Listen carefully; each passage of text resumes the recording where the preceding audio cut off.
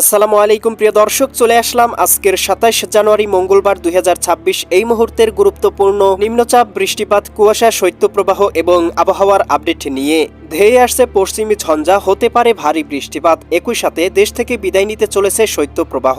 ক্রমশ দিন এবং রাতের তাপমাত্রা বৃদ্ধি পাচ্ছে। গত ২৪ ঘন্টায় দেশের সর্বনিম্ন তাপমাত্রা রেকর্ড করা হয়েছে সিলেট, শ্রীমঙ্গল ১০ ডিগ্রি সেলসিয়াস। এছাড়াও ঢাকা, রাজশাহী, খুলনা, সিলেট, চট্টগ্রাম, ময়মনসিংহ এবং রংপুর বিভাগে সর্বনিম্ন তাপমাত্রা ছিল ১২ থেকে ১৫ ডিগ্রি সেলসিয়াসের মধ্যে।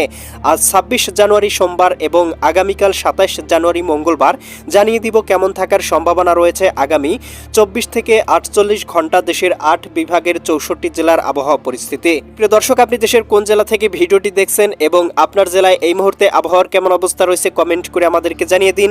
প্রতিদিনের নিত্য নতুন আবহাওয়ার খবর এবং পূর্বাভাস পেতে এই ভিডিওটিতে লাইক দিয়ে চ্যানেলটি সাবস্ক্রাইব করে বেল আইকন অন করে রাখুন। প্রিয় দর্শক, চলে আসলাম আবহাওয়ার পূর্বাভাস মেঘমালা চিত্রে। এখান থেকে দেখতে পাচ্ছি পশ্চিমী ঝঞ্ঝা তৈরি হয়েছে। এদিকে আপনার প্রথমে বিহার এবং এদিক থেকে কিন্তু এই মেঘমালা আস্তে আস্তে বাংলার দিকে অগ্রসর হতে পারে।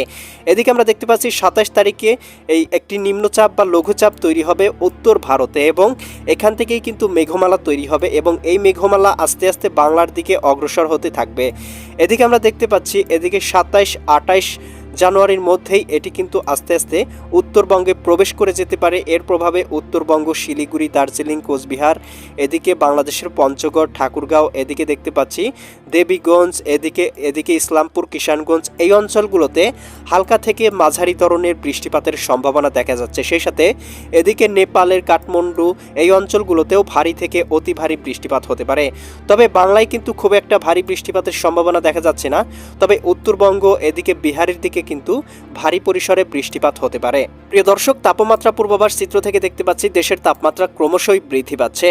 এদিকে ঢাকা, নারায়ণগঞ্জ, মুন্সিগঞ্জ, গাজীপুর, মানিকগঞ্জ, নরসিংদী, টাঙ্গাইল, ফরিদপুর, রাজবাড়ী, মাদারীপুর, শরীয়তপুর, গোপালগঞ্জ, কিশনগঞ্জ জেলাগুলোতে আগামীকাল সকালের মধ্যে সর্বনিম্ন তাপমাত্রা আসতে পারে ১৩ ডিগ্রি সেলসিয়াসে। এদিকে বরিশাল, পটুয়াখালী, ভোলা, বরগুনা, ঝালকাঠি, পিরোজপুর জেলাগুলোতেও ১৬ থেকে ১৭ ডিগ্রি সেলসিয়াসের মধ্যে তাপমাত্রা চলে আসতে পারে। এদিকে দেখতে পাচ্ছি খুলনা, যশোর, সাতক্ষীরা, বাগেরহাট, ঝিনাইদহ, মাগুরা, নড়াইল, কুষ্টিয়া, চুয়াডাঙ্গা, মেহেরপুর জেলাগুলোতেও ১৩ থেকে ১৪ ডিগ্রি, কোথাও কোথাও সর্বোচ্চ ১৬ ডিগ্রি সেলসিয়াস পর্যন্ত তাপমাত্রা থাকতে পারে।